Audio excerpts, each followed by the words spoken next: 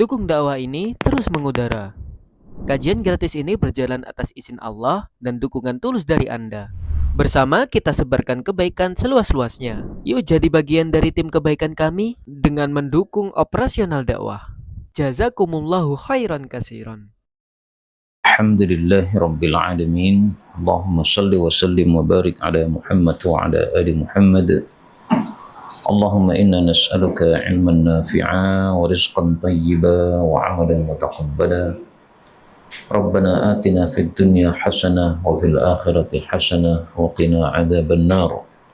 Allahumma ansuril mujahidin warhamil mustad'afin wa dammir a'da'ad-din wa tmis ala amwalihim amin ya rabbal alamin. Alhamdulillah kaum muslimin rahimakumullah. Kita lanjutkan pagi ini pengkajian kitab hadis karya Al-Imam Al-Mundhiri dengan judul Mukhtasar Sahih Muslim. Kita niatkan mempelajari hadis-hadis ini untuk mengamalkannya supaya kehidupan kita semakin barokah dengan mengamalkan sunnah-sunnah baginda Rasulullah sallallahu alaihi wa alihi wasallam.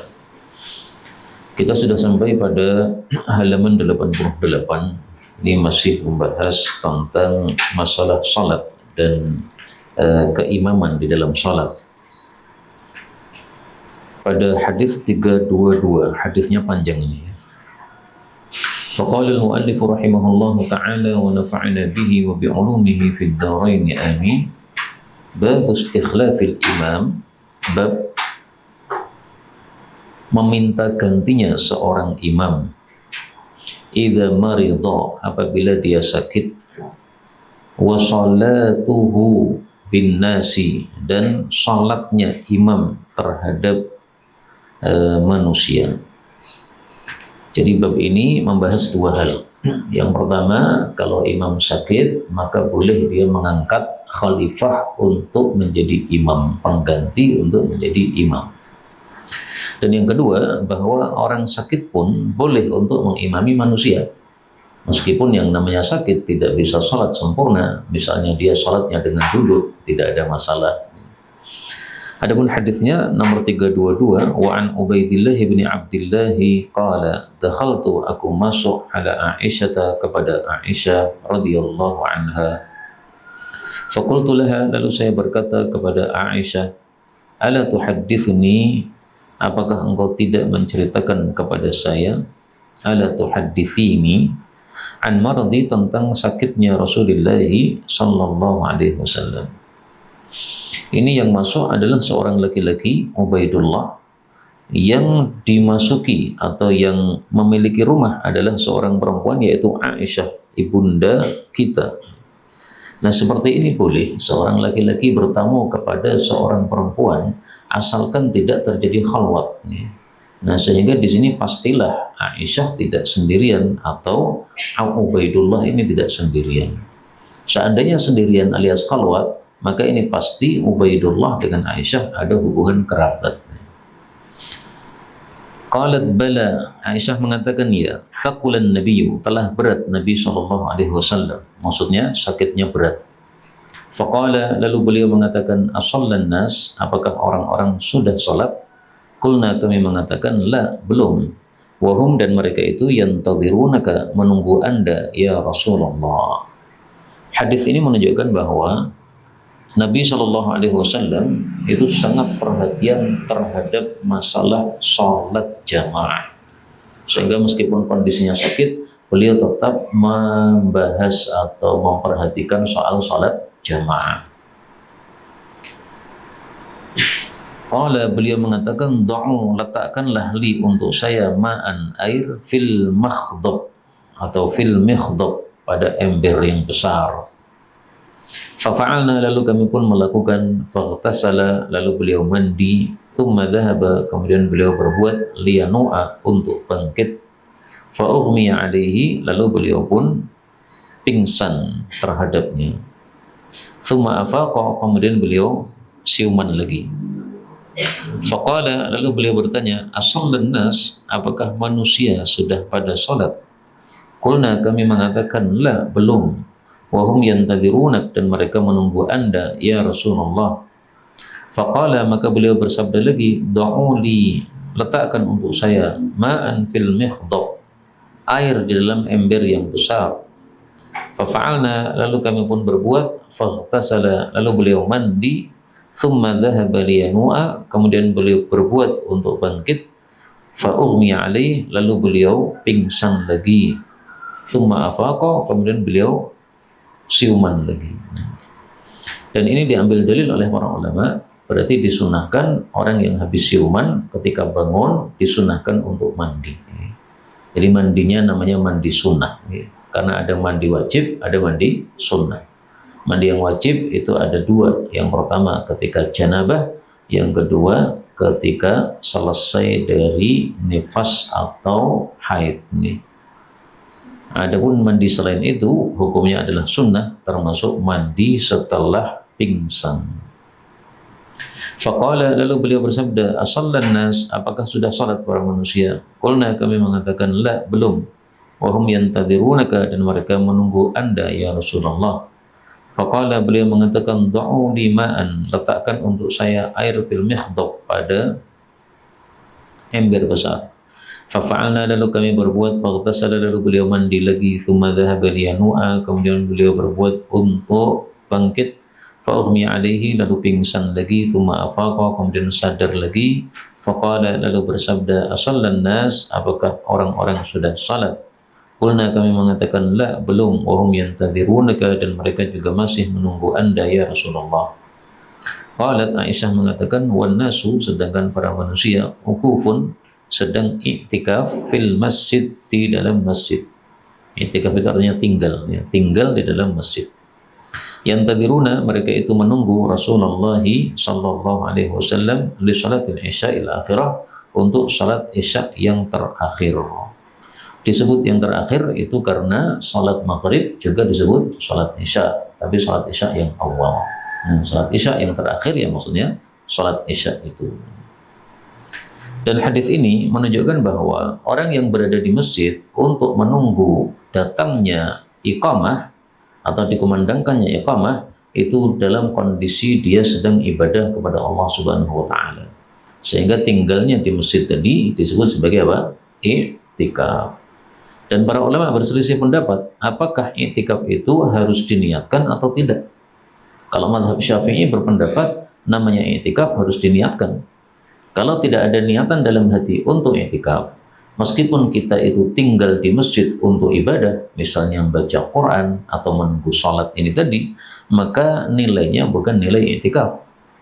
Nah, pendapat mazhab yang lain mengatakan i'tikaf tidak harus diniatkan. Yang penting kita tinggal di masjid dan ibadah di situ sudah otomatis menjadi apa? I'tikaf. Nah, pendapat yang kedua ini insya Allah terkuatkan dengan hadis yang sedang kita baca. Di sini disebutkan wan nasu uquf, orang-orang sedang i'tikaf. Disebut Aisyah i'tikaf. Padahal Aisyah kan tidak mungkin bertanya satu-satu kepada mereka, kamu tadi masuk masjid niatan i'tikaf tidak, ya kan? Nah, tidak mungkin ditanyakan oleh Aisyah satu-satu, tapi dia sudah mengatakan bahwa itu sebagai i'tikaf. Tapi tentu saja tetap lebih utama kalau kita masuk masjid seperti sekarang ini, kita sambil meniatkan untuk i'tikaf. Jadi duduk kita sekarang niatnya double kan Pak. Niatan pertama pengajian, mendengarkan sabda-sabda Nabi. Niatan yang kedua Pak, i'tikaf. Dibiasakan begitu lebih bagus daripada hanya satu niatan. Kemudian qalat Aisyah mengatakan, fa arsala, lalu mengutuslah Rasulullah sallallahu alaihi wasallam ila Abi Bakrin, kepada Abu Bakar As-Siddiq, maksudnya mengutus seseorang, ayyusalliya, supaya dia itu salat bin nasi, mengimami manusia. Fa atahu, maka datang kepada Abu Bakar ar-rasulu, utusan tadi. Utusannya enggak disebutkan ya siapa. Faqala, lalu si utusan mengatakan, inna Rasulullah, sesungguhnya Rasulullah sallallahu alaihi wasallam, ya'muruka, suruh Anda wahai Abu Bakar, antusalliya, supaya Anda itu salat bin nasi, bersama manusia. Faqala Abu Bakrin, maka berkatalah Abu Bakar, Wa kana, dan adalah Abu Bakar ini rajulan, seorang laki-laki yang raqiqan, lembut hatinya, maksudnya mudah menangis ketika membaca Quran. Nah, Abu Bakar mengatakan, ya Umar, wahai Umar, sholli bin nasi, silahkan Anda salat mengimami manusia. Hadis-hadis seperti ini harus kita pahami dengan baik, dengan sopan. Jangan kita memahaminya dengan buruk seperti kelompok-kelompok sesat, orang-orang Syiah dan sebagainya. Karena mereka kalau membaca hadis ini bisa saja mereka pahami dengan pemahaman yang tidak baik. Mereka katakan misalnya Abu Bakar tidak taat kepada Nabi, disuruh jadi imam malah menunjuk kepada Sayyidina Umar. Nah, kalau kita ahlu sunnah cara berpikirnya tidak begitu. Jadi semua perbuatan sahabat itu kita pahami dengan pemahaman yang baik. Kenapa Abu Bakar ini tidak mau langsung jadi imam? Kenapa malah menunjuk Sayyidina Umar? Karena melihat kepada maslahat. Nanti kalau saya mengimami, nanti saya nangis terus. Kalau saya nangis terus, bacaan saya nggak kedengar oleh makmum. Padahal imam diadakan itu tujuannya supaya memimpin jamaah yang sholat bersamanya. Nah, kalau bacaannya imam tidak terdengar, nah ini kan madharat terhadap para jamaah. Jadi dia memperhatikan maslahat para jamaah, bukan karena ingin durhaka kepada Rasulullah sallallahu alaihi wasallam.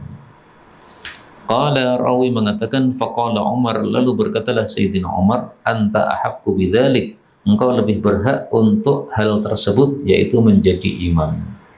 Lah ini adalah perkataan orang yang disuruh maju jadi imam, sementara yang menyuruh maju itu lebih berhak. Nah, cara nolaknya begini, Pak. Dan ini sering dilakukan oleh teman saya.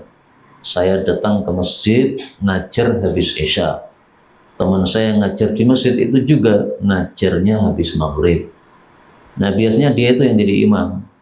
Tapi gara-gara saya datang, kadang-kadang, karena jadwal saya cuma sebulan sekali, nah, dia kalau saya suruh jadi imam, dia tidak mau. Dia mengatakan, anta ahaqqu bidzalik. Anda, wahai Abu Zaidan, lebih berhak. Kenapa? Dia merasa belum pernah hafal Quran. Saya pernah tahu ya. Sekarang sudah enggak banyak hafalan saya. Dulu aja pernah. Nah, maka ini adalah cara menolak dengan bagus kepada orang yang memajukan kita, sementara kita tidak lebih berhak untuk maju daripada dia.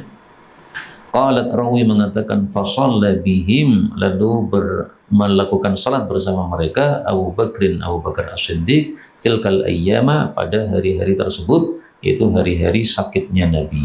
Jadi Nabi itu sakitnya berhari-hari, ya mungkin sekitar sepekan lebih. Summa, kemudian, inna, sesungguhnya Rasulullah sallallahu alaihi wasallam wajada, mendapati min nafsihi, dari dirinya, khiffatan, keringanan, jadi sakitnya semakin ringan.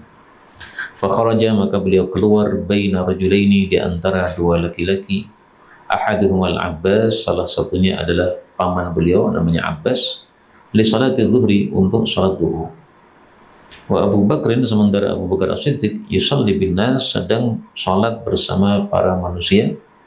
Falamma, maka tatkala ra'ahu Abu Bakrin, Abu Bakar melihat beliau, zahaba, dia itu berbuat, liyata'akhir, untuk mundur. Fa'awma'a, maka berisyarat, ilaihi, kepada Abu Bakar, an-nabiyyu sallallahu alaihi wasallam, alla yata'akhir, supaya beliau tidak mundur. Wa qala lahuma, dan beliau bersabda kepada dua orang yang bopong tadi, ajlisani, dudukkanlah saya, ila jambih, ke sampingnya Abu Bakar As-Siddiq. Hadis ini menunjukkan bahwa antara rumah Nabi sallallahu alaihi wasallam dengan pengimaman itu sangat dekat. Sehingga ketika beliau keluar dari kamar beliau, kan itu cuma ditutup tirai kamar beliau itu. Tirainya dibuka, itu beliau sudah masuk masjid. Nah, begitu tirainya dibuka, masuk masjid, Abu Bakar yang sedang menjadi imam melihat Nabi. Loh, kalau Nabi keluar. Nah, kalau Nabi terlihat dari pengimamannya Abu Bakar, karena itu tadi ya, antara mihrabnya Nabi dengan rumahnya Nabi itu sangat dekat. Jadi bayangin itu mihrab di sini nih, rumah Nabi di selatan situ. Nah, rumah Nabi di selatan, sehingga dari rumah Nabi langsung masuk masjid. Kalau beliau membuka tirai rumah masuk masjid, otomatis kelihatan oleh Sayyidina Abu Bakar. Maka Abu Bakar ini melihat Nabi tanpa harus menoleh, ya, karena apa? Otomatis ketika kita berdiri di satu tempat, kemudian di bagian selatan kita ada seseorang bergerak, kita bisa melihatnya dengan lirian mata kita, dengan melihat ke samping kanan atau ke samping kiri. Kemudian juga hadis ini menunjukkan bolehnya seorang makmum berada di sebelah kanan imam, terutama kalau ada sebab.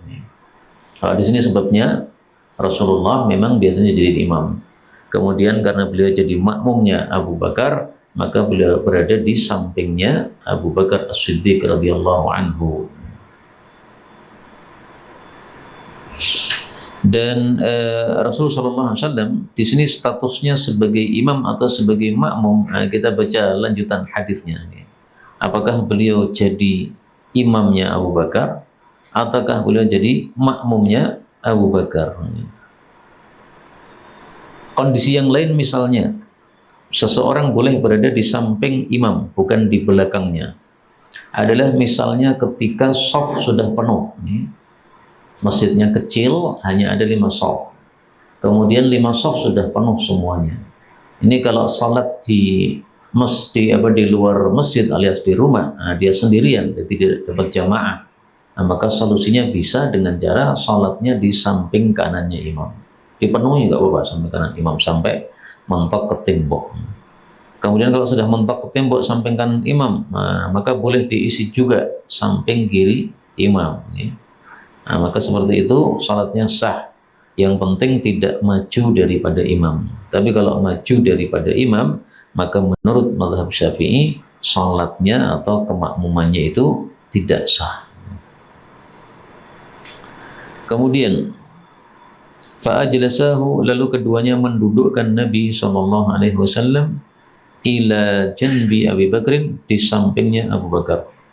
Wa kana Abu Bakrin yusalli, dan adalah Abu Bakar itu salat, wa huwa qa'imun, dalam kondisi berdiri, bi salatin Nabi, mengikuti salatnya Nabi sallallahu alaihi wasallam. Nah, kata-kata ini bi salatin Nabi, mengikuti salatnya Nabi, menunjukkan bahwa yang menjadi imam saat itu adalah siapa? Nabi.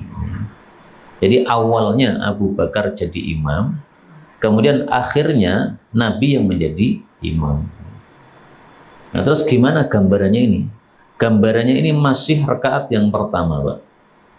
Jadi Abu Bakar baru rakaat yang pertama, kemudian Rasulullah masuk masih rakaat yang pertama. Nah, sehingga masih bisa diimami oleh baginda Nabi Sallallahu Alaihi Wasallam. Adapun seandainya ini sudah rakaat yang kedua, 3, 4, ya tidak bisa. Ini kalau diimami Nabi, sholatnya jadi tambah nanti. 4 rakaat jadi 8 rakaat. Tapi kalau masih rakaat yang pertama, awalnya diimami Abu Bakar, kemudian digantikan oleh Nabi SAW, ini masih bisa sholatnya 4 rakaat sebagaimana biasanya. Wan nasu, adapun orang-orang yusalluna, mereka salat di salati Abi Bakrin, dengan mengikuti salatnya Abu Bakar. Wan Nabiyyu sallallahu alaihi wasallam, sementara Nabi sallallahu alaihi wasallam qa'idun, duduk. Dan ini menunjukkan 2 hal. Yang pertama, bahwasanya Abu Bakar As-Siddiq itu menyuarakan keras takbir yang oleh Nabi suaranya ringan. Rasulullah kan sakit sehingga takbirnya ringan. Nah, oleh Abu Bakar dikeraskan. Allahu Akbar. Itu namanya muballigh, seperti itu ya, menyampaikan atau mengeraskan suaranya imam. Dan muballigh ini hanya disunahkan ketika imamnya suaranya tidak terdengar. Jadi bukan dilakukan setiap hari. Kalau dilakukan setiap hari itu malah bid'ah. Seperti di masjid-masjid besar, di Masjid Nabawi, Masjidil Haram, nah itu tidak perlu adanya muballigh, tetapi mereka buat muballigh. Dan mubalighnya di tempat yang tinggi, ya kan, di menara itu kan. Nah, seperti itu para ulama mengatakan itu termasuk perkara yang bid'ah, karena di masa hidup Nabi tidak pernah ada mubaligh seperti ini, kecuali pas Nabi sakit saja, suaranya tidak keras. Nah, oleh Abu Bakar dikeraskan karena diperlukan. Kalau tidak diperlukan, ya kembali ke hukum asal, yang bersuara keras hanyalah imam saja. Kemudian yang kedua, hadis ini menunjukkan bolehnya seorang imam salatnya duduk sementara makmumnya salatnya berdiri. Adapun hadis yang mengharuskan kalau imamnya berdiri maka makmumnya imamnya duduk maka makmumnya harus duduk juga, itu hadisnya sudah mansukh, karena cara memahami hadis itu adalah diambil yang paling terakhir dilakukan oleh Nabi Sallallahu Alaihi Wasallam. Dulu-dulu di awal Islam beliau memang melarang, ya.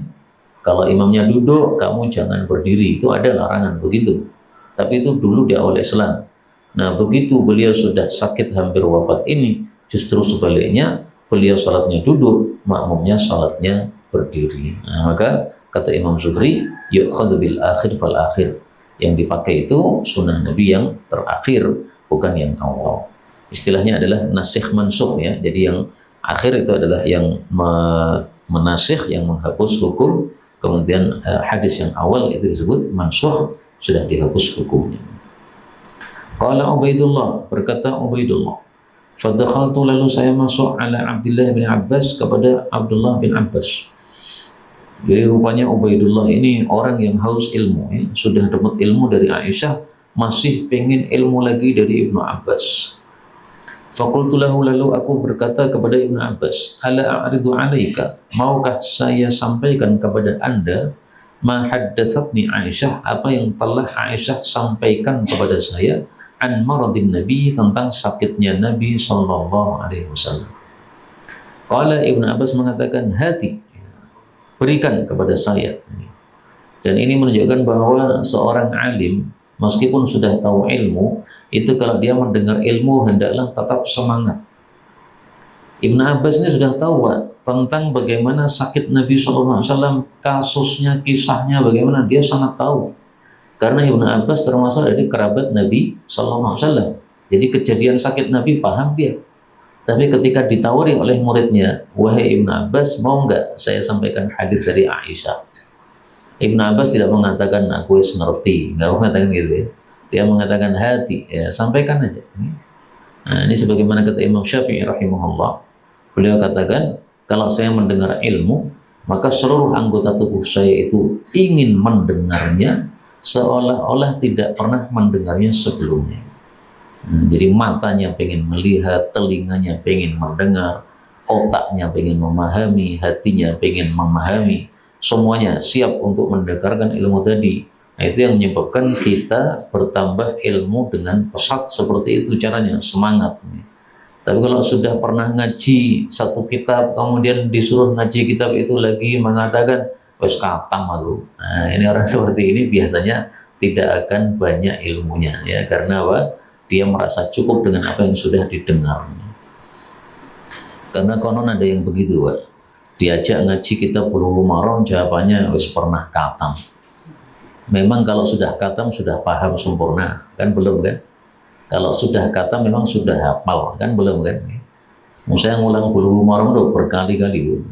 Setiap ada pengajian Bulughul Maram dari syekh siapapun, saya masih tertarik terus, karena memang antara satu syekh dengan syekh yang lain pasti tetap ada perbedaan, ya. Apalagi kalau mazhabnya berbeda. Enggak usah bosan mendengarkan ilmu ini, terus dengarkan. Fa'aradtu, lalu saya pun menyampaikan hadisnya Aisyah alaihi kepada Ibnu Abbas. Fama angkara, maka Ibnu Abbas tidak mengingkari minhu dari hadis itu syai'an sedikit pun. Ghaira annahu, hanya saja Ibnu Abbas qala mengatakan, as-sammat, apakah Aisyah menyebutkan laka padamu ar-rajul al-akhar, orang laki-laki yang lain, alladzi kana, yang adalah dia itu ma'al Abbas, bersama Abbas, membopong Nabi Muhammad sallallahu alaihi wasallam. Qultu, saya katakan, la, tidak, ya. Dia cuma menyebutkan dua orang, satunya Abbas, satunya siapa enggak disebut. Qultu, saya mengatakan, qala, Ibnu Abbas mengatakan, huwa Aliyun, dia itu adalah Ali bin Abi Thalib radhiyallahu anhu. Nah, jadi yang membopong Nabi, satunya paman beliau, satunya sepupu beliau. Ibnu Abbas itu sepupu Nabi sallallahu alaihi wasallam, sekaligus Pak Ibnu Abbas, Ali itu sepupu Nabi sekaligus menantu Nabi sallallahu alaihi wasallam. Lah, kenapa kok Aisyah tidak menyebut Sayyidina Ali? Apakah Aisyah tidak tahu? Sangat tahu, Pak. Adapun beliau tidak menyebut Sayyidina Ali. Nah, ini oleh para ulama dikaitkan dengan kasus dulu ketika Aisyah dituduh berzina dengan siapa? Safwan. Nabi waktu itu kan ragu-ragu ya, ini benar atau tidak berita ini ya. Nah, sehingga beliau itu musyawarah kepada Usamah dan Ali. Kepada Usamah dan Ali, kenapa? Kenapa musyawarahnya tidak kepada Abu Bakar dan Umar? Karena yang tinggal di rumah Nabi ketika masa kecil itu adalah Usamah dan Ali. Nah, jadi wajar kalau Nabi itu musyawarahnya sama Usamah dan Ali yang tahu lebih dalam kondisi rumah Nabi Shallallahu Alaihi Wasallam. Nah, adapun Usamah mengatakan Aisyah itu istri Anda, orang baik, tidak mungkinlah dia melakukan hal tersebut. Nah, sementara Ali malah mengatakan wanita itu banyak, seandainya Aisyah dicerai pun nggak masalah, masih bisa nikah yang lain. Nah, tampaknya jawaban itu bagi Aisyah itu menusuk hatinya, nganyelke kalau bahasa kita ya, nganyelkeli. Karena tidak membela Aisyah, malah seolah-olah dilepas saja bisa. Sebenarnya maksudnya Ali itu bukan bahwasanya Aisyah itu tidak berharga atau bernilai, bukan. Tapi pikirannya Ali itu simpel, ada masalah, masalahnya lepas saja, selesai masalah. Masalah yang bikin Nabi agak pusing kan ada tuduhan tadi kepada Aisyah. Nah, berarti kalau Aisyah dilepaskan selesai, sudah tidak ada masalah lagi ini. Nah, bagi Aisyah itu malah masalah ya, karena seolah-olah membenarkan ucapan atau isu tersebut, padahal sama sekali tidak benar isu tersebut. Berikutnya babun idza takhallafa al-imam, bab apabila imam itu mundur maksudnya tidak segera datang, taqaddama ghairuhu, maka majulah selain imam. Jadi bedanya dengan bab sebelumnya, kalau bab sebelumnya itu imam yang menunjuk, saya sakit tidak bisa mengimami, silahkan diganti oleh Abu Bakar. Nah, ini imam yang menunjuk. Kalau bab ini adalah bagaimana kalau imamnya tidak segera datang tapi juga dia tidak menunjuk orang. Nah, bolehkah orang yang lain maju menjadi imam? Jawabannya adalah boleh berdasarkan hadis yang akan kita baca ini, 323. Anil Mughirah bin Syu'bah radhiyallahu anhu annahu, bahwasanya dia ghaza berperang ma'a Rasulillah sallallahu alaihi wasallam Tabuka, akan perang Tabuk. Perang Tabuk itu tahun 9 Hijriah, perang terakhir yang dilakukan oleh baginda Nabi sallallahu alaihi wasallam. Qala al-Mughirah, berkata Mughirah, fatabarraza, lalu keluarlah Rasulullah sallallahu alaihi wasallam kibala, ke arah al-ghaid, tempat buang hajat. Al-ghaid itu arti asalnya tempat buang hajat, tapi seringkali kata-kata al-ghaid diartikan kotoran manusia. Nah, maka kalau kita membaca kata-kata ghaid ini perlu kita berhati-hati. Yang dimaksud ini makna asal atau makna kinayah. Kalau makna asal ghaid yaitu tadi tempat buang hajat. Nah, di sini yang dimaksud adalah tempat buang hajat itu. Fahamaltu, lalu aku pun membawa ma'ahu, bersama beliau, idawatan, satu ember, qabla salatil fajri, sebelum salat subuh. Ini menunjukkan seorang alim hendaklah dikhidmat oleh murid-muridnya. Nah, di sini Rasulullah dikhidmat oleh Mughirah dengan dibawakan air.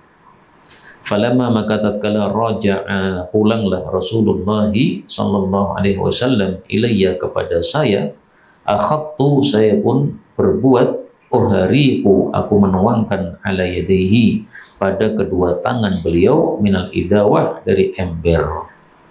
Ini menunjukkan bahwa berwudu itu boleh dibantu oleh orang lain. Saya berwudu, panjenengan yang menuangkan air dari botol, karena tidak ada keran misalnya, boleh. Wa ghasala, dan beliau mencuci yadaihi, kedua telapak tangannya, thalatha marratin, 3 kali. Ini menunjukkan disunnahkan cuci tangan sebelum wudu. hukumnya sunnah, tidak wajib ya. Dan ini bukan termasuk dari wudu, ini adalah muqaddimahnya wudu. Summa kemudian ghassala wajhahu, beliau membasuh wajahnya. Di sini tidak disebutkan berkumur-kumur, Pak, karena ini adalah ringkasan. Jadi maksudnya beliau membasuh wajah itu ya maksudnya beliau berkumur-kumur, setelah itu istinsyak, istinthar, kemudian membasuh wajah. Nah, jadi ceritanya diringkas. Karena para ulama mengatakan tidak pernah Rasulullah itu berwudu kecuali dengan berkumur-kumur. Meskipun berkumur-kumur hukumnya sunnah, tetapi Nabi tidak pernah meninggalkannya. Summa kemudian dhahaba, beliau berbuat yukhriju, mengeluarkan jubbatahu, jubbahnya, andiraihi, dari kedua lengannya. Fadaqa, lalu sempitlah, kumma, kedua lengan, jubbatihi, dari jubahnya. Fa'adkhala yadaihi, lalu beliau memasukkan kedua telapak tangannya, fil jubbati, di dalam jubah, hatta akhraja, sehingga beliau keluarkan diraihi, kedua hastanya, min asfalil jubbah, dari bawahnya jubah. Jubah itu apa? Jubah itu adalah baju yang dipakai di luar baju. Panjenengan bayangkan Habib Rizik ketika ceramah, beliau biasanya pakai gamis, kemudian pakai gamis lagi dobelan. Yang gamis dobelannya itu tidak ada kancingnya, gitu. Nah, itu namanya jubah. Ya, jadi baju di luar baju, itu namanya jubah. Nah, jubahnya Nabi ini lengannya sempit, sehingga ketika jubahnya lengannya ditarik supaya tangannya terbuka dan akan dibasuh tangannya, ini ternyata nggak bisa terbuka saking sempitnya. Nah, misalnya begini. Nah, karena nggak bisa terbuka, akhirnya oleh Nabi ini tangannya dimasukkan ke dalam jubah, kemudian dikeluarkan dari bagian bawahnya jubah, kemudian nyucinya dari bagian bawah situ. Dan ini menunjukkan bahwa membasuh tangan ketika wudhu hukumnya apa? Wajib. Kalau tidak wajib, beliau tidak akan keluarkan tangannya, cukup diusap bagian jubahnya saja. Tapi ternyata beliau keluarkan dari bawah. Ini menunjukkan bahwa membasuh tangan ketika wudhu adalah wajib atau rukun. Dan ini juga menunjukkan zuhudnya Nabi dalam kehidupan. Padahal ini kan perang Tabuk. Perang Tabuk itu sudah akhir-akhir hayat Nabi, tapi bajunya masih kecil saja. Bajunya bukan bajunya orang-orang yang bermewah-mewah, lengannya lebar, tapi lengannya kecil. Kemudian wa ghassala, dan beliau membasuh dhira'aihi, kedua hastanya, ilal mirfaqaini, sampai pada siku-siku. Maksudnya sikunya ikut dibasuh ya. Summa kemudian tawadda'a, beliau berwudu ala khuffaihi, pada kedua sepatu beliau. Maksudnya berwudu di sini mengusap. Jadi sepatunya tidak dilepas. Dan ini sudah kita bahas dulu, boleh berwudu tanpa melepas sepatu dengan syarat ketika kita memakai sepatu itu sudah kita dalam posisi sudah selesai wudu. Nah, setelah itu batal, maka sepatunya nggak usah dilepas lagi. Semua kemudian akbala, beliau datang, yaitu datang ke tempat para jamaah salat. Qala al-Mughirah, berkata Mughirah, fa aqbaltu ma'ahu, lalu saya pun datang bersama Nabi, hatta sehingga najida, di sini tertulis najidu, secara bahasa mestinya apa? Najida, kami mendapati annasa, para manusia, qad qaddamu, mereka telah memajukan Abdurrahman ibn Auf. Fasalla, lalu Abdurrahman bin Auf mengimami salat bihim, terhadap mereka. Nah, ini dalil bahwasanya kalau imam itu tidak segera datang, maka boleh diganti oleh jamaah yang ada. Di sini Nabi kan tidak pesan kepada Abdurrahman kan, nanti kalau saya tidak datang silahkan kamu maju. Kalau yang hadis sebelumnya tadi, Nabi pesan, saya nggak bisa datang, silahkan Abu Bakar yang jadi imam. Nah, di sini Nabi nggak pesan, karena Nabi tidak sakit, hanya beliau buang hajat. Nah, karena beliau buang hajat, lama tidak segera datang oleh para jamaah, mereka sepakat Abdurrahman saja yang jadi imam. Dan Abdurrahman mau, karena dia tahu bahwasanya Nabi SAW itu sangat menghasung kita itu menjaga sholat, jangan sampai sholatnya lepas dari waktu. Nah, maka karena khawatir lepas dari waktu, akhirnya mereka kemudian qomati, kemudian Abdurrahman bin Auf jadi imamnya. Dan seperti ini, imam tidak pantas untuk marah-marah, Pak. Kurung, kok mati pilih ini. Dia terlambat, Kak. Dan ini paling bagus supaya tidak terjadi kekacauan, itu antara imam dengan para muadzin itu ada kesepakatan. Misalnya kalau saya pernah dengar di masjid yang saya salat di situ di kampung saya, itu katanya kalau imamnya tidak datang 15 menit silahkan dikomati. Tapi namanya wong Jawa seringkali sudah 15 menit, oke wah Pak mau komati. Padahal imamnya sendiri udah pesen, 15 menit aku ora teko komatono. Nah udah 15 menit nggak datang, nunggu masih sampai 20 menit sampai memberatkan para jamaah. Ini sebenarnya kesalahan yang sudah disepakati, komati saja. Kecuali kalau apa? Dikhawatirkan tadi terjadi gesekan antara para muadzin dengan imamnya. Nah, maka diselesaikan dulu dengan disepakati tadi.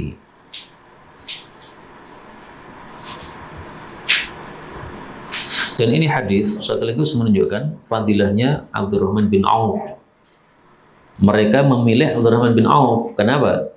Karena beliau ini termasuk salah satu dari 10 orang yang dijamin masuk jannah. Dan Abdurrahman bin Auf ini, Masya Allah, fadilahnya banyak, Pak. Dia itu orangnya tawadhu. Karena dia itu ngaji Quran kepada Ibnu Abbas. Padahal Abdurrahman bin Auf ini termasuk sabiqun al-awwalun, orang tua. Ya. Sementara Ibnu Abbas itu termasuk sahabat muda. Tapi dia mau ngaji sama Ibnu Abbas. Saya tua nggak apa-apa. Saya ngajinya sama Nabi sudah lebih dulu daripada kamu Ibnu Abbas. Tapi sekarang kamu itu lebih paham daripada saya. Nah, saya ngaji sama kamu.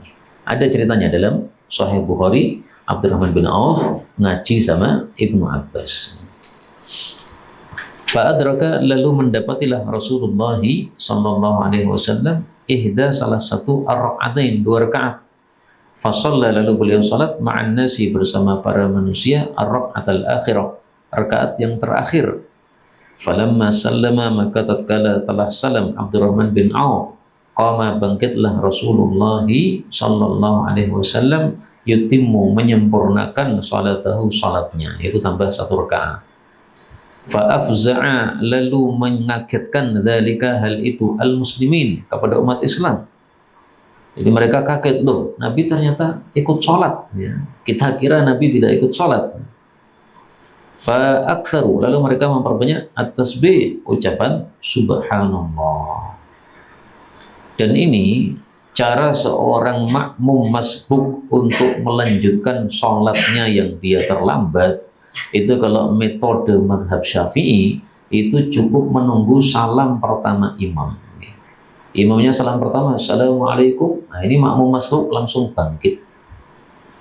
Tapi kalau teori mazhab Hambali, maka menunggu 2 kali salam. Salam ke kanan selesai, salam ke kiri selesai, baru makmum masbuknya berdiri. Panjenengan mazhabnya Hambali atau Syafi'i, Pak? Kalau saya itu biasanya Syafi'iyah dalam bab ini, sehingga begitu imamnya salam, saya langsung bangkit. Tapi saya lihat di masjid yang saya sholat itu rata-rata mereka menunggu salamnya 2 kali imam baru mereka kemudian apa? Bangkit. Ya nggak apa-apa, berarti mereka sesuai mazhab Hambali, saya sesuai mazhab Syafi'i. Alasan saya mengikuti mazhab Syafi'i kenapa? Karena salam yang wajib itu hanya yang pertama. Dan dengan salam yang wajib itu sholatnya sudah sempurna. Buktinya apa? Kalau salamnya yang pertama itu sholatnya sudah sempurna. Buktinya sebagaimana dikatakan oleh para ulama, seandainya seseorang itu salam pertama kemudian buang angin, itu sholatnya sudah sah. Berarti sholatnya sudah selesai. Lalu salam yang ke kiri itu apa istilahnya? Itu tambahan saja, sunnah. Ya. Sama dengan kalau sepanjang selesai sholat, pergi kan boleh. Tapi biasanya kan duduk dulu, dzikir kan. Nah dzikir itu tambahan. Itu tidak wajib dzikir itu. Seandainya salam langsung ngacir pergi gimana? Ya sholatnya sudah sah. hanya kurang afdal saja karena meninggalkan satu sunnah baginda Nabi Sallallahu Alaihi Wasallam. Falamma maka tatkala qada telah menyelesaikan an-nabiyyu Nabi Sallallahu Alaihi Wasallam salatahu akan salat beliau, aqbala alaihim, beliau menghadap kepada para jamaah, thumma qala, kemudian beliau mengatakan, ahsantum, kalian telah berbuat baik, au qala, atau beliau bersabda, qad asabtum, kalian telah berbuat tepat. Yaghbituhum, Nabi gembira kepada mereka, senang kepada mereka, an sallau, karena mereka itu salat, as-salata, salat tersebut yaitu salat subuh, liwaktiha, pada waktunya, maksudnya pada awal waktunya. Hadis ini menunjukkan bahwa kalau ada orang-orang yang berbuat baik, maka hendaklah kita berikan pujian. Ahsantum, kalian berbuat baik. Asabtum, kalian berbuat tepat. Santri-santri kalau mengerjakan PR, saya katakan ahsanta. Tapi kalau tidak mengerjakan PR, ya saya diam aja. Berarti apa? Dia kurang bagus dalam melakukan tugasnya. Kalau mengerjakan PR, nah ini perlu dikasih semangat ya, ahsanta. Nah, santri lebih semangat lagi kalau dikatakan seperti ini oleh gurunya. Dan hadis ini sekaligus menunjukkan bolehnya orang yang kurang afdal mengimami orang yang lebih afdal. Itu sah. Jadi syaratnya menjadi imam itu tidak harus yang paling afdal di dalam masjid tersebut, tidak. Meskipun yang jadi imam itu kalah afdal, yang jadi makmum itu adalah gurunya. Ini Nabi kan gurunya ini, nggak ada masalah, sah. Ya. Nah kalau untuk pengimaman seperti itu, dan pengimaman ini adalah bab agama, sholat, maka untuk khilafah, menjadi khalifah, itu pun juga sama ya, tidak harus khalifah itu orang yang paling afdal. Karena itulah sebagian Syiah, yaitu Syiah Zaidiyah maksud saya, itu mereka menganggap khilafahnya Abu Bakar As-Siddiq itu tetap sah. Dan ini perbedaan Syiah Zaidiyah dengan Syiah-Syiah yang lain. Syiah semuanya sesat ya, tetapi kesesatan Syiah Zaidiyah ini lebih mending daripada Syiah yang lain. Salah satu kemendingannya apa? Syiah Zaidiyah menganggap khilafahnya Abu Bakar As-Siddiq itu masih sah. Meskipun mereka beranggapan yang lebih berhak jadi khalifah adalah Ali. Kenapa? Ali lebih afdal. Tapi ketika Abu Bakar faktanya menjadi khalifah, sah tidak? Sah. Kenapa? Karena yang mafdul itu sah untuk menjadi khalifah terhadap yang afdal. Sama dengan di sini, yang mafdul yaitu Abdurrahman bin Auf sah untuk menjadi imam terhadap yang afdal yaitu Rasulullah SAW. Seandainya tidak sah, ya Nabi tidak akan mau jadi makmum. Nabi akan menyatakan kepada Abdurrahman, man, kau jadi makmum gue man, kalah afdal daripada saya. Tapi tidak mengatakan begitu, beliau malah gabung menjadi makmum. Nah, maka untuk bab agama yaitu sholat seperti itu hukumnya, maka untuk bab dunia maka lebih utama untuk hukumnya sama juga dengan hal tersebut. Berikutnya bab yajibu, bab apa yang wajib fi ityanil masjid, untuk mendatangi masjid, ala man sami'an nida, bagi orang yang mendengar azan. Yang dimaksud mendengar azan ini adalah mendengar azan dari tempat tinggal dia dengan pendengaran yang normal. Misalnya, kalau ada orang tuli, kemudian rumahnya itu mepet dengan masjid. Ketika azan dikumandangkan, dia nggak dengar, tapi dia tahu bahwasanya ini sudah masuk waktu azan. Itu tetap juga wajib untuk apa? Datang ke masjid. Karena yang dimaksud mendengar azan tadi dengan pendengaran yang normal. Dia tidak mendengar itu kan karena tuli saja kan. Seandainya tidak tuli kan dia mendengar kan. Demikian juga seandainya antara rumah kita dengan masjid itu 3 kilo. Kita tinggal di hutan, kemudian antara rumah kita dengan masjid 3 kilo. 3 kilo itu normalnya terdengar azannya atau tidak? Tidak ya. Nah, tapi masjid ini dia menyiarkan adzannya dengan radio, dan radionya kita setel di rumah. Dan ketika azan dikumandangkan, kita dengar dari radio tadi, itu tetap tidak wajib datang ke masjid tersebut. Kenapa? Jaraknya 3 kilo. 3 kilo itu normalnya tidak terdengar azan. Nah, maka yang dimaksud di sini sami'an nida, mendengar azan, yaitu secara normal. Penjelasan seperti ini siapa yang jelaskan? Para ahli fikih. Makanya kita perlu ilmu fikih karena apa? Supaya kita memahami hadis-hadis Nabi sesuai dengan pemahaman para ulama-ulama kita rahimahumullah ta'ala. Hadis 324 an Abi Hurairah radhiyallahu anhu qala, atan nabiyya, telah datang kepada Nabi sallallahu alaihi wasallam, rajulun a'ma, seorang laki-laki yang buta. Bisa jadi ini adalah Ibnu Ummi Maktum ataupun yang lain, karena yang buta dari sahabat Nabi tidak hanya satu orang. Faqala, lalu dia mengatakan, ya Rasulullah, wahai Rasulullah, innahu, sesungguhnya, laisa li, tidak ada bagi saya, qaidun, penuntun, yaquduni, yang menuntun saya ilal masjid, ke masjid. Fasa'ala, lalu dia meminta kepada Rasulullah sallallahu alaihi wasallam, ayyurkhisa, untuk memberikan keringanan, lahu, bagi dia, fayusalliya, lalu dia salat, fi baitih, di dalam rumahnya. Farakhasalahu, lalu Nabi pun memberikan keringanan kepada dia. Falamma, maka tatkala walla, dia sudah pulang, da'ahu, Nabi pun memanggil dia lagi. Faqala, lalu Nabi bertanya, hal tasma'un nida, apakah engkau itu mendengar azan bis salati, untuk salat? Faqala na'am, maka dia mengatakan, iya, saya dengar. Berarti rumahnya dekat dengan masjid, karena waktu itu belum ada mic ya. Qala, beliau mengatakan, ajib, ya, kalau begitu ijabailah, yaitu datangilah azan tersebut. Nah, makanya judul babnya ma yajibu, apa yang wajib mendatangi masjid apabila mendengar azan. Dan ini diperselisihkan oleh para ulama tentang hukumnya sholat jamaah di masjid bagi laki-laki. Pendapat mayoritas ulama, sholat jamaah di masjid bagi laki-laki hukumnya sunnah muakkadah.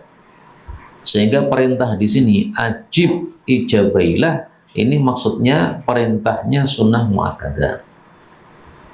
Pendapat yang kedua, bahwasanya mengijabai sholat jamaah di masjid bagi laki-laki, ini hukumnya adalah fardu kifayah. Ini pendapat Imam Syafi'i rahimahullah ta'ala. Sehingga kalau sudah ada yang jamaah ke masjid, maka yang lain-lain tidak jamaah ke masjid tidak berdosa. Sebagian kecil ulama berpendapat fardunya fardu ain. Fardu ain berarti siapapun yang mendengar wajib datang. Termasuk yang buta ini tadi wajib datang. Meskipun sudah ada yang datang kan selain dia, tapi oleh Nabi tetap disuruh datang. Berarti hukumnya fardu ain. Ain bagi siapa? Bagi yang mendengar. Dan ini pendapat minoritas. Kalau mayoritas tadi sunnah muakkadah. Pendapat yang paling ngeri lagi adalah pendapatnya Ibnu Hazm, mazhab Zahiri, bahwasanya yang tidak salat jamaah ke masjid maka salatnya tidak sah. Bagi laki-laki, ini laki-laki telinganya bisa mendengar azan, tidak ke masjid, malah salat di rumah sendiri, tidak sah. Dengan kata lain, syarat sah salat 5 waktu harus dengan secara berjamaah. Tapi pendapat ini dianggap oleh para ulama sebagai pendapat yang syadz atau yang nyeleneh, ya, karena banyak hadis-hadis yang menunjukkan bahwa salat di rumah sendiri pun itu masih ada pahalanya, berarti diterima oleh Allah Subhanahu wa ta'ala.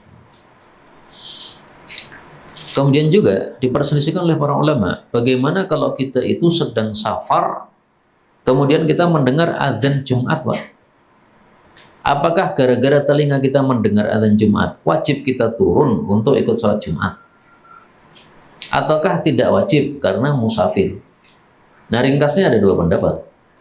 Pendapat pertama mengatakan wajib turun karena Anda mendengar azan. Rasulullah bersabda, al-jum'atu ala man sami'an nida. Jumat wajib bagi siapapun mendengar azan. Siapapun berarti mencakup 1 orang yang mukim, 2 orang yang musafir. Kita naik mobil sekeluarga jalan ke Jawa Timur atau ke Jawa Barat nih, mendengar adzan Jumat setengah 12, wajib mampir. Nah, itu pendapat pertama. Pendapat yang kedua mengatakan ini hukum wajib mampir ini hanya untuk yang bukan musafir. Kalau yang musafir hukumnya lain. Hukumnya adalah tidak wajib Jumatan. Sebagaimana sabda Nabi, laisa 'ala musafirin Jumu'atun. Tidak wajib Jumatan bagi musafir. Jadi meskipun mendengar adzan, lanjut aja terus. Nah, maka ringkasnya ada dua hadis saling tarik-menarik. Yang satunya mengatakan wajib bagi yang mendengar adzan, yang satunya mengatakan tidak wajib bagi musafir. Nah, tinggal kita cenderung kemana? Cenderung ke hadis yang musafir atau cenderung ke hadis yang mendengar adzan. Kalau cenderung ke hadis yang musafir berarti tidak wajib turun. Kalau cenderung ke hadis yang mendengar adzan berarti wajib turun. Nah, tapi untuk kehati-hatian ya lebih bagusnya kita turun saja. Toh musafir turun itu kan juga istirahat, Pak. Maka sekaligus melakukan salat, sekaligus kita bisa istirahat dari safar kita, ya. Kecuali kalau safarnya mendesak, ya, harus dilanjutkan secara langsung supaya tidak terlambat misalkan, ya. Nah, kalau sangat terdesak begitu ya silahkan aja lanjut. Tapi kalau waktunya longgar, paling bagusnya mendengar azan di tengah jalan itu kita mampir dulu. Berikutnya babun fi fadlil jamaah, bab fadilah salat jamaah.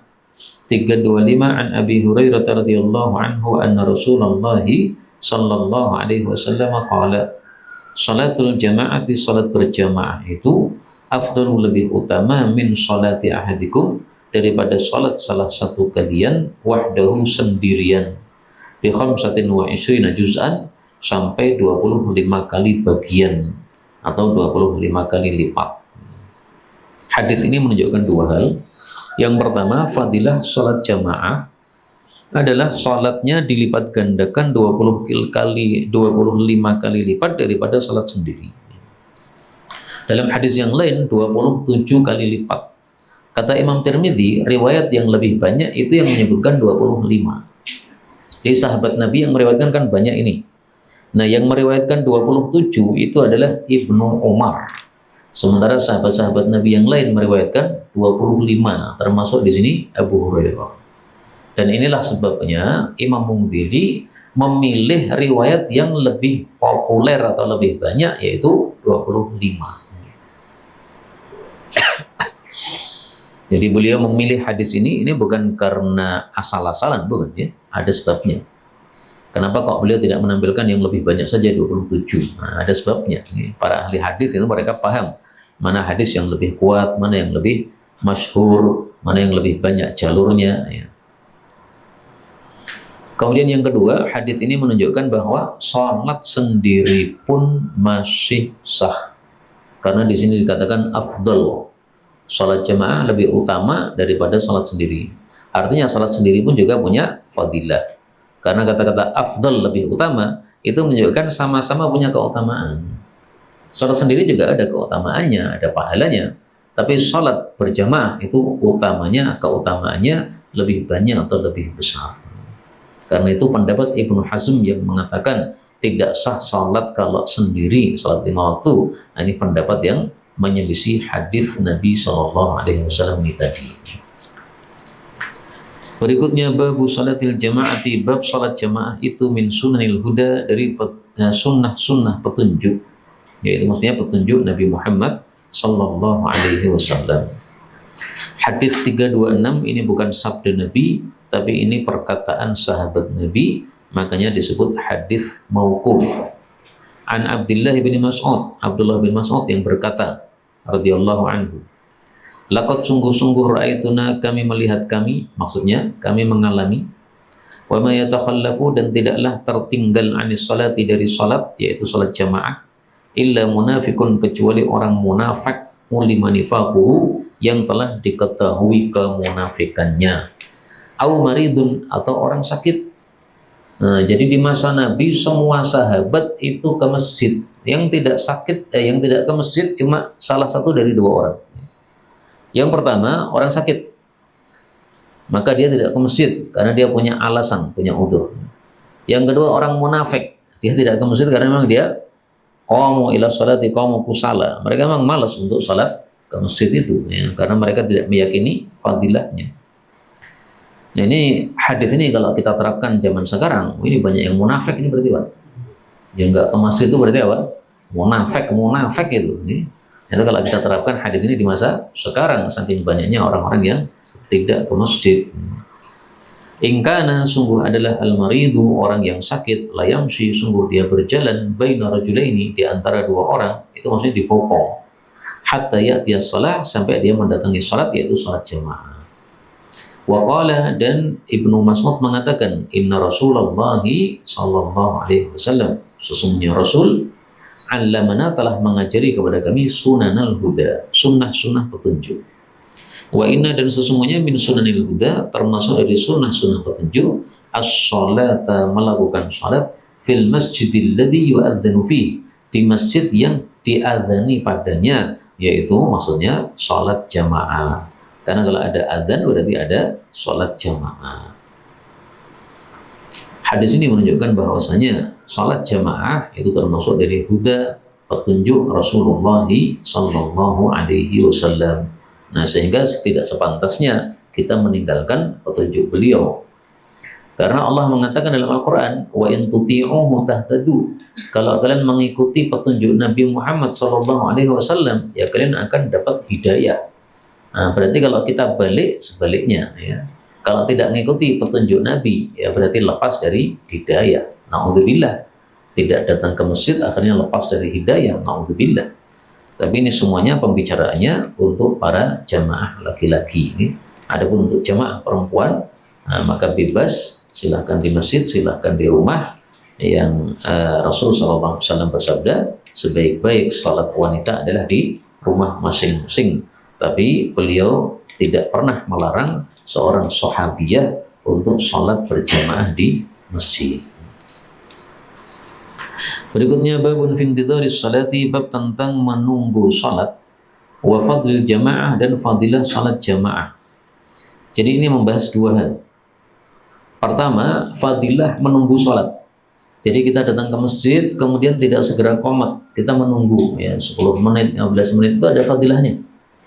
Terus yang kedua, salat jamaahnya sendiri juga ada fadilahnya. Nah, karena itu kalau kita datang ke masjid, salat jamaah itu fadilahnya berlipat-lipat. Mari kita hitung ya. 1, fadilah melangkah ke masjid. 2, fadilah berada di masjid, i'tikaf. 3, fadilah menunggu salat jamaah. 4, fadilah salat berjamaah. 5, fadilah tinggal di masjid setelah salat jamaah. Itu masih i'tikaf itu. 6, fadilah pulang dari masjid. Ada fadilahnya juga. Jadi sebagaimana berangkatnya ada fadilahnya, pulangnya juga ada fadilahnya. Double-double itu. Nah, sehingga kalau ada orang semangat salat jamaah, ya dimaklumi karena fadilahnya yang sangat-sangat banyak. Meskipun hujan pun tetap datang ke masjid, maklumi saja, nggak ada masalah. Nabi tidak pernah melarang orang hujan-hujan datang ke masjid, meskipun beliau memberikan keringanan, yang mau sholat di rumah silahkan, tapi tidak pernah beliau melarang tidak usah ke masjid, nggak pernah. Beliau mempersilahkan siapapun mau ke masjid, tapi kalau hujan maka boleh di rumah masing-masing. 327 an Abi Hurairah radhiyallahu anhu qala qala Rasulullah sallallahu alaihi wasallam, salatul rajul, salatnya seseorang fi jama'atin, di dalam jamaah, tazidu itu lebih ala salatihi, dibanding salatnya fi baitihi, di dalam rumahnya, wa salatihi fi sukihi, dan dibanding salatnya di pasarnya, bid'an wa ishrina darajah, 20 sekian derajat. Yang dimaksud bid'an itu antara 3 sampai 9. Maka 23 sampai 29 itu namanya bid'an wa ishrin. Sehingga di sini ada 3 riwayat ya. 25, 27, 20 sekian. Wadzalika, dan fadilah tersebut, anna ahadahum, bahwasanya salah satu kalian, ini syarat-syaratnya supaya dapat fadilah, idza tawaddaa, apabila dia berwudu, fa ahsanal wudu, lalu dia itu membaguskan wudu, tsumma atal masjid, kemudian dia datang ke masjid, la yanhazuhu, tidaklah membangkitkan dia untuk ke masjid, illa salati, kecuali salat. La yuridu, dia tidak menghendaki, illa salat, kecuali salat tersebut. Ini syarat yang pertama ya. Jadi wudunya adalah dengan bagus, kemudian datang ke masjid semata-mata untuk ibadah salat. Dan ini diambil pelajaran oleh para ulama bahwasanya lebih utama kita itu wudunya di rumah, Pak. Di masjid memang ada tempat wudu, tetapi lebih utama kita wudunya di rumah. Kalau kita wudunya di rumah, itu berarti keluar dari rumah itu sudah kondisi suci. Tapi kalau kita wudunya di masjid, berarti kita keluar dari rumah kondisi masih belum suci. Nah, kondisi manusia sudah suci itu lebih afdal daripada kondisi manusia belum suci dari hadas. Sampai mayoritas ulama berpendapat kalau orang itu belum suci dari hadas, maka tidak elok untuk membaca Al-Quran. Sucikan dulu dari hadas baru baca Quran. Meskipun tidak wajib ya, hanya tidak elok saja. Kemudian syarat berikutnya, apa lagi? Beliau mengatakan falam yakhtu, maka tidaklah dia melangkah khutwatan, satu langkah, illa kecuali rufi'a lahu biha, diangkat baginya untuk satu langkah tadi, derajatun, satu derajat, yaitu di dalam surga. Wa hutta anhu, dan digugurkan darinya biha, dengan satu langkah tadi, khati'atun, satu dosa. Jadi satu langkah itu langsung mendapatkan dua fadilah. Fadilah pertama, derajatnya di surga naik. Fadilah kedua, dosanya gugur. Fadilah yang ketiga diriwayatkan oleh Imam Ahmad dalam kitab Musnad, satu langkahnya dapat 10 pahala. Nah, jadi ada 3 fadilah sekaligus ya kalau kita gabungkan antara hadis ini dan hadis tersebut. Hatta yadkhulal masjid, sampai dia masuk ke masjid. Fa idza dakhalal masjid, kalau dia sudah masuk ke masjid, kana fi sholatin, adalah dia berada dalam salat, maksudnya berada dalam pahala salat. Jadi fadilah menunggu sholat jamaah adalah kita mendapatkan pahala sholat. Tapi ada syaratnya. Syaratnya adalah dakhalal masjid, masuk masjid. Kalau kita nunggunya di luar masjid, ya fadilahnya nggak dapat, Pak. Di masjid kan kadang dikasih kursi tuh, gitu. Nah, itu sebagian jamaah nunggunya di luar masjid di kursi itu, ambil ngobrol-ngobrol, sok gini sing ngerokok barang. Gitu. Nah, apalagi masjid yang disiapkan di situ apa? Asbak untuk ngerokok. Nah, itu sambil nunggu sholat jamaah, sambil ngerokok, enggak dapat pahala ini. Ini harus masuk ke masjid. Sebagaimana lafal hadisnya sangat tegas, fa idza dakhalal masjid. Kalau tidak masuk masjid, tidak mendapatkan fadilah ini. Dan itu disebutkan oleh Nabi dalam riwayat yang lain. Beliau mengatakan, man kana fil masjid yantadirus shalah fa huwa fis shalah. Siapa berada di dalam masjid menunggu salat, maka dia mendapatkan pahala salat. Kemudian beliau mengatakan, maka nanti salat, selama salat itu hiya tahbisuh, dia menahan dia. Itu maksudnya dia terus menunggu salat jamaah. Wal malaikatu, dan para malaikat, yusalluna, mendoakan ala ahadikum, terhadap masing-masing kalian. Madama, selama adalah dia itu fi majlisihi, di dalam majlisnya, alladzi shalla fi, yang dia salat padanya. Yaquluna, mereka mengatakan, Allahumma ghrhamhu, Allahumma ighfir lahu, Allahumma tub alaih. Doanya 3. 1, ya Allah rahmati dia. 2, ya Allah ampuni dia. 3, ya Allah berilah taubat kepada dia. Ma lam yu'dhi fihi, selama dia tidak mengganggu di dalam majlis tersebut. Yaitu apa? Ma lam yuhdits fihi, selama dia tidak hadas di dalam majlis tersebut. Jadi orang hadas itu dianggap mengganggu, Pak. Tafsiran dari mengganggu itu adalah apa? Hadas. Kok hadas kok disebut mengganggu gimana? Padahal hadas itu setiap manusia kan melakukan. Apakah kalau kita hadas berarti saat itu kita sudah mengganggu orang-orang? Tidak harus begitu. Dalam hadis yang lain, Rasulullah mengatakan, malaikat itu terganggu oleh bau-bau yang manusia terganggu darinya. Nah, kalau kita hadas, berarti mengganggu apa?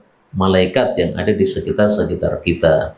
Maka orang hadas disebut mengganggu, itu karena hadis tersebut tadi menjelaskan malaikat terganggu dengan bau-bau yang manusia terganggu darinya. Maka selama belum hadas masih didoakan oleh malaikat. Berarti fadilah menunggu sholat ada dua ya.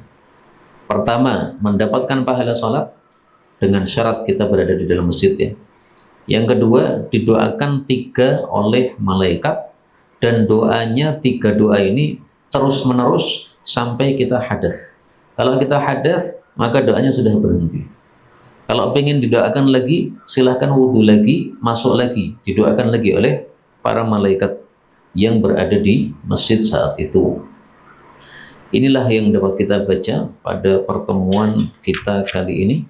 Sudah 1 jam lebih kita baca hadis-hadisnya. Sisa waktu kalau ada pembahasan, baik yang berkaitan dengan tema atau secara bebas, monggo dipersilahkan. Mau membahas apa silahkan.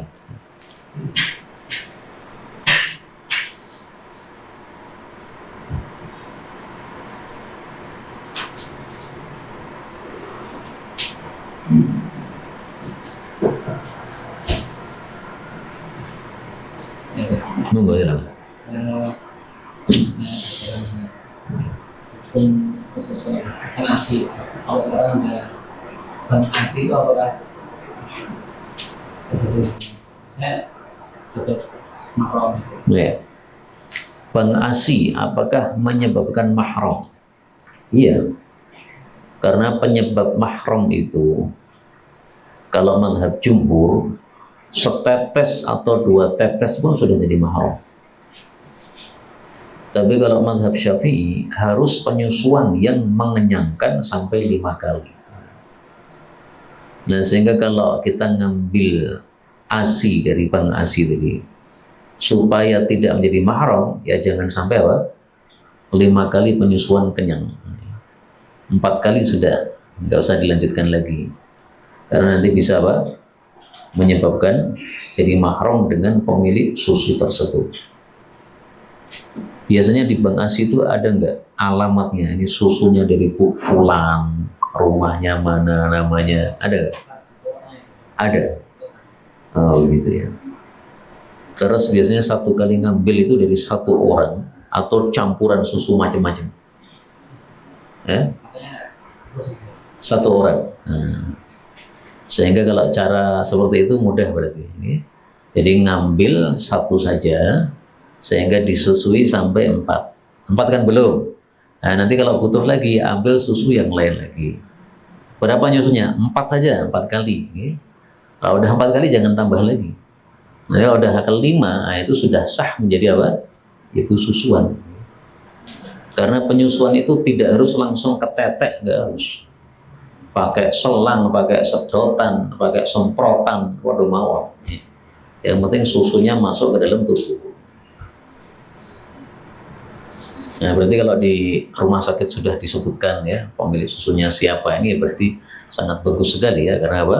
Supaya orang itu tidak sampai melakukan pelanggaran syar'i, yaitu dia disusui oleh seseorang, kemudian dia tidak paham bahwa dia sudah menyusuinya, akhirnya malah menikah dengan saudara susunya. Padahal haram untuk dilakukan hal tersebut. Mengapa? Jadi Itu berturut-turut atau misalnya sudah 4, kalau 2 bulan lagi misalnya dapat lagi jadi makan. meskipun ada jedanya, kalau 5 kali dari 1 orang itu sudah termasuk penyusuan. Jadi misalnya tahun pertama, bulan pertama disusui 1 kali, bulan kedua disusui 1 kali, akhirnya totalnya 5 kali jadi anak, Pak. Makanya supaya aman 4 kali sudah, wes mandek Bu, aku ora nyusu kono meneh. Nanti supaya tidak apa? Jadi anak susuan, cari penyusu yang lain lagi begitu. Ada lagi yang perlu dibahas mungkin? Prewon? 4 nah, yang menyebabkan mahram itu 5 kali sampai kenyang. Maksudnya 1 kali makan itu dihitung 1. Jadi seperti makan pagi ya, itu 1. makan siang itu 2, makan malam itu 3. Jadi bukan satu seruputan, bukan ya. Kalau madhab Zahiri kan ngitungnya seruputannya. Nah, kalau madhab Syafi'i tidak, bukan seruputannya. Tapi yang dihitung itu adalah 1 kali makannya. 1 kali makan dihitung 1 sampai nanti 5 kali. Kalau diaduk Ribon sekali ini terus dicampur. Ya, dicampur dengan susu yang lain. yang lain. Nah itu nanti malah jadi ibunya 2 nanti. Repot lagi malahan. Paling susah malah madhabnya jumhur tadi. 1 sendok ada udah jadi mahram. Nah, ini tambah repot lagi. Tapi kita memang tidak pakai madhab jumhur dalam hal ini karena hadisnya sahih, riwayat Muslim dulu sudah pernah kita baca, ataupun di tempat yang lain ada 5 kali penyusuan. Ada lagi mungkin?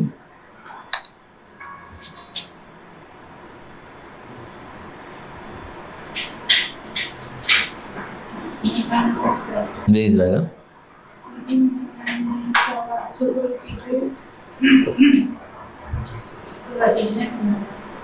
Salat syuruk. Ya. Hadis tentang salat syuruk mungkin yang dimaksud riwayat Tirmidzi. Rasulullah Shallallahu Alaihi Wasallam bersabda, siapa salat subuh berjamaah di masjid, lalu zikir di masjid sampai terbit matahari, lalu salat sunnah 2 rakaat, maka pulang membawa pahala haji umrah sempurna. Itu mungkin maksudnya ya. Nah itu hadisnya diriwayatkan oleh Imam Tirmidzi. Di dalam sanadnya ada rawi bernama Abu Dhilal. Abu Dhilal ini diperselisihkan oleh para ulama, apakah dia ini perawi yang sahih hadisnya atau perawi yang dhaif hadisnya. Bagi yang mengatakan Abu Dhilal ini perawi yang dhaif, otomatis dia mendhaifkan hadis tadi. Bagi yang berpendapat bahwa Abu Dhilal ini perawi yang sahih hadisnya, maka otomatis dia mensahihkan hadis itu. Karena muaranya di Abu Dhilal ini. Nah, kita yang bukan ulama itu bebas, kita mengambil pendapat yang mensahihkan boleh. Kita mengikuti pendapat yang mendhaifkan juga boleh. Guru saya Ustaz Mudakir hafizahullah, setahu saya beliau termasuk yang mendhaifkan hadis ini. Karena menilai Abu Dhilal ini dhaif. Dan memang yang mendhaifkan juga banyak, tidak sedikit orang. Saya pribadi mengikuti pendapat yang mensahihkan. Siapa yang mensahihkan? Imam Tirmidzi. Apakah ada selain Imam Tirmidzi? Ada. Imam Bukhari. Imam Bukhari itu tidak menyebutkan hadis ini dalam kitab sahihnya. Tetapi beliau ketika ditanya bagaimana Abu Dhilal ini, beliau menjawab Abu Dhilal ini muqaribul hadis. Muqarib itu artinya sedang-sedang. Sedang-sedang itu bukan tingkat yang tinggi, juga bukan tingkat yang rendah. Kalau bisa kita simpulkan gitu, ada perawi yang tingkatnya tinggi, hadisnya sahih, ada perawi yang tingkatnya rendah, hadisnya dhaif, ada perawi yang tingkatnya sedang-sedang, hadisnya apa? Hasan. Nah, jadi muaranya di Abu Dhilal. Kalau panjenengan mengikuti pendapat Imam Bukhari, pendapat Imam Tirmidzi bahwa Abu Dhilal adalah muqaribul hadis, hadisnya sedang-sedang, berarti hadisnya masih sahih. Hasan itu termasuk sahih, artinya apa? Bisa diterima gitu loh, makbul gitu. Nah, maka silahkan diamalkan. Dan alhamdulillah kita programnya salah satunya di pesantren, semua santri harus melakukan salat isyraq. Harusnya harus pesantren ya, bukan wajib secara hukum syar'i, bukan. Jadi dibiasakan kita setiap pagi pada subuh. Tapi saya ngikuti pendapat bahwasanya salat isyraq ini tidak harus di masjid. Di rumah pun boleh. Karena lafal hadisnya itu tsumma shalla rakaatain. Kemudian salah saya duduk di masjid dzikir, itu dia salat 2 rakaat. Tsumma itu ada jeda. Sehingga kalau salatnya di masjid bagus, salatnya pulang dulu ke rumah juga nggak ada masalah. Ada jedanya dari masjid ke rumah. Ada jedanya kan perjalanan, nggak ada masalah. Bahkan saya temukan dalam kitab Mir'atul Mafatih dikatakan seandainya kita zikirnya bukan di masjid tapi di rumah, sama juga fadilahnya. Jadi paling inti bukan di tempatnya, tapi paling inti apa? Amalannya. Amalannya habis subuh apa? Zikir. Zikir dimanapun, nah, sama aja. Jadi kalau kita pakai pendapatnya jadi ringan, Pak. Nggak harus apa? Menetap di masjid. Sebagian kan harus menetap di masjid. Ya baguslah, karena masjid itu tempat yang paling utama, lebih utama daripada rumah kita. Tapi maksudnya kalau memang tidak mampu untuk tetap tinggal di masjid, nah, maka bisa kita zikirnya itu di rumah. Jelas nih? Nanti jamnya itu ketika waktunya udah tiba pada tentang atau sebelum. Ya, kalau mulainya sholat sunnah isyraq itu mulainya sekitar 1,5 jam setelah azan subuh. Misalkan azan jam 4, nah nanti mulailah sholat isyraqnya 5:30 gitu. Itu sudah aman, waktunya sudah, matahari sudah terbit sempurna. Tapi seandainya sebelum 5:30 panjenengan sudah melihat matahari terbit sempurna, ya silahkan sholat. Hanya saya berhari-hari itu memperhatikan matahari waktu itu saya merasa amannya itu 1,5 jam setelah azan subuh. Nah, adapun sholatnya diundur setelah itu juga nggak masalah. Saya sholatnya nanti aja jam 9, sama juga. Tapi saya paling tidak suka itu kalau diundur-undur, akhirnya lepas gitu loh. Nanti aja jam 9, Mbak, ini sampai jam 12 orang sholat. Nah, itu gara-gara apa? Ditunda-tunda. Sehingga kalau bisa jam 6 segera sholat atau 5:30, itu lebih afdol.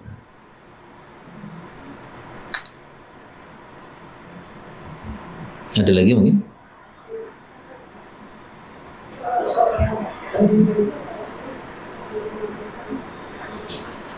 Selalu apa? Salat duhur, duha. Kalau salat duha, kata Aisyah, Rasulullah tidak setiap hari salat duha, tetapi beliau itu seringkali meninggalkan perkara-perkara yang beliau sukai karena beliau itu khawatir nanti akan diwajibkan oleh Allah Subhanahu wa Ta'ala. Nah, jadi salat duhanya beliau tidak setiap hari itu karena khawatir akan diwajibkan. Nah, kalau kita, apakah ada kekhawatiran itu atau tidak? Tidak ada, tangge. Kalau kita bukan nabi, nggak pernah dapat wahyu. Nah, makanya kalau kita salat duhanya setiap hari itu ya bagus. Tidak dikatakan kemudian tidak sesuai sunnah, nggak begitu. Memang levelnya berbeda. Levelnya Nabi itu dapat wahyu, kita tidak dapat wahyu. Beliau khawatir kalau duha setiap hari akan diwajibkan kepada umatnya, memberatkan. Nah, kita tidak. Makanya Aisyah mengatakan, Nabi tidak duha setiap hari, tapi saya duha setiap hari. Itu kata Aisyah. Dan ketika Aisyah sholat duha setiap hari, Rasulullah tidak pernah mengatakan, kamu tidak sesuai sunnahku. Gak pernah begitu. Malah dibiarkan oleh Nabi. Sehingga sholat duha setiap hari itu bisa dikatakan sebagai sunnah takririyah. Sunnah takririyah itu apa? Dilakukan sahabat, Nabi tahu dan Nabi tidak mengingkari. Itu namanya sunnah takririyah. Nah, panjenengan cocok fikihnya siapa terserah. Kalau cocok fikihnya Aisyah, duha setiap hari. Kalau fikihnya Ibnu Abbas, duha setiap 10 hari sekali. Ada lagi fikih yang lain, duha itu bagi yang tadi malam tidak tahajud. Yang sudah tahajud nggak perlu duha. Kalau saya paling cocok fikihnya ibunda kita Aisyah. Duha ya setiap hari. Dan amal itu kalau kita rutinkan setiap hari, itu jadi ringan, Bu. Enaknya beramal setiap hari itu apa? Jadi ringan. Maka ada sebagian ulama itu mengatakan, hari Jumat pengajian guru saya habis subuh libur, saya tetap datang ke tempat pengajian. Kenapa? Ditanyakan. Dia mengatakan, supaya saya tidak meninggalkan adat kebiasaan datang ke masjid habis subuh untuk iktikaf di masjid. Jadi pengajiannya libur pun datang, Pak. Sehingga seandainya ini kita terapkan, pengajian Ahad ketiga ini libur, tetap datang di sini sampai jam 8 sampai jam 9:30 baru pulang. Itu apa nih kono? Wah, itu 3 juz. Baca sendiri tapi. Itu kalau kita terapkan ya. Tampaknya susah juga ya.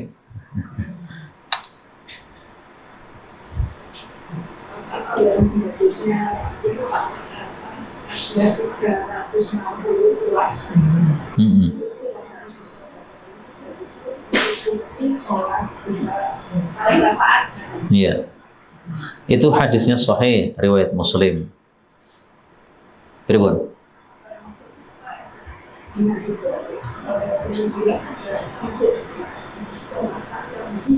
Iya, itu salah satu dalil salat duha setiap hari. Dalilnya banyak. Salah satunya tadi perbuatan Aisyah, itu kan sunnah takririyah. Terus dalil salat duha setiap hari, hadis tentang persendian itu. Karena Rasulullah mengatakan setiap hari ketika terbit matahari harus kita mensyukuri nikmat persendian yang jumlahnya 360. Kemudian beliau di akhir hadis mengatakan sedekah 360 ini terwakili oleh salat duha 2 rakaat. Nah, gandengkan antara awal hadis dengan akhir hadis.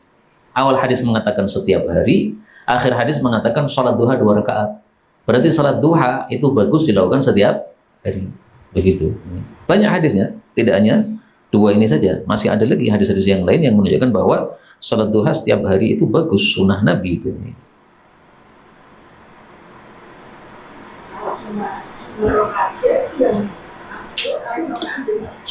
Salat duha minimal 2 rakaat, maksimal 8 rakaat. Maksimal itu paling afdol. Kalau Nabi biasanya salat duha, kalau pas salat duha itu 6 atau lebih. Kana yusolli sitta raka'atin wa yazidu masyaallah. Beliau kalau salat duha 6 rakaat, kadang-kadang tambah. Nah, kalau kita kadang-kadang berapa? Biasanya berapa? Biasanya 2, kadang-kadangnya 4 nih. Tapi seandainya dirutinkan 4, 8 ya bagus. Tergantung kondisi saja nih. Kalau kondisinya waktunya longgar silahkan ditambah. Kondisinya waktunya tidak longgar ya 2 itu sudah mencukupi. Apa? Ya silakan. Iya, ini orang kan rezeki itu benar. Apa? Memudahkan rezeki. Salat duha memudahkan rezeki. Itu sebenarnya hadisnya mengatakan akfika akhirahu.